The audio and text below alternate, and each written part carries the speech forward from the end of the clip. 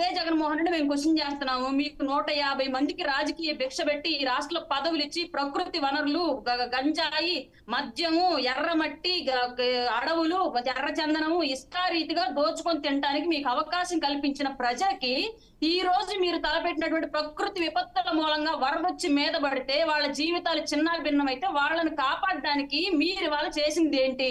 ఇప్పుడు దాకా మొన్నటి వరకు ప్రతిపక్షంలో మేము ఉండి అధికార పక్షంలో వాళ్ళు ఉన్నప్పుడు నోరేసుకొని పడిపోయినటువంటి ద్వారంపూడి చంద్రశేఖర్ రెడ్డి ఎక్కడికి వెళ్ళాడు? గోదావరి వరదల్లో కొట్టకపోయాడా?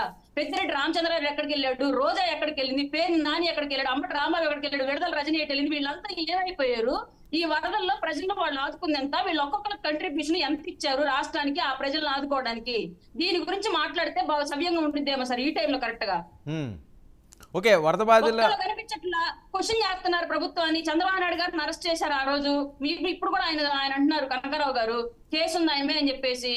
ఆ కేసులు అనేవి నిజం నిర్ధారణ అయిన రోజు కేసుల నుంచి సీఎం అయినా పిఎం అయినా ఎవరు తప్పించుకోలేరు చట్టంలో. కాకపోతే అధికారాలను ఉపయోగించుకొని కొన్నాళ్ళు డిలే అవుతుందేమో. జగన్మోహన్ రెడ్డి గారు కనుక 11 ఏళ్లుగా బెయిల్ మీద తిరుగుతున్నట్లుగా ఎవరైనా సరే నేరస్తులుగా ఉంటే ఏదో ఒక రోజు శిక్షించబడతారు, లేదా తప్పుడు కేసులు బనాయిస్తే ఏదో ఒక రోజు బయటపడతారు.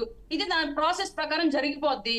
ఇవాళ రాష్ట్రంలో జరుగుతున్నటువంటి విధ్వంసంలో నువ్వు వచ్చి భరోసా ఇవ్వాల్సింది పోయి ఒక విపక్ష నాయకుడిగా ఇంకా ప్రభుత్వం మీద బురద తల్లి వరదలో ఉన్న ప్రజల్ని ఇంకా భయపెట్టి వెళ్తున్నావు. ఇది నీ కంట్రిబ్యూషన్. ఇప్పుడు లండన్ వెళ్ళడానికి పాస్పోర్ట్ కు పెట్టాడు, అది రిజెక్ట్ అయింది. రిజెక్ట్ అయినప్పుడు వచ్చి నువ్వు తాడేపల్లి ప్యాలెస్ లో ఉండి నీ వైసీపీ పార్టీకి ఓట్లు వేసిన ప్రజలనైనా సరే తీసుకెళ్లి నీ ప్యాలెస్ లో పెట్టుకొని వాళ్ళకు భోజనాలు మంచినీళ్ళు ఏర్పాటు చేయాల్సిన బాధ్యత ఉందా లేదా? నీ వైసీపీ కార్యకర్తలకి ఓటర్లకైనా సరే నువ్వు వెళ్ళి బెంగళూరులో కూర్చున్నావు. ఇక్కడ నీకు ఓట్లు వేసిన ప్రజలు ఏమైపోవాలి?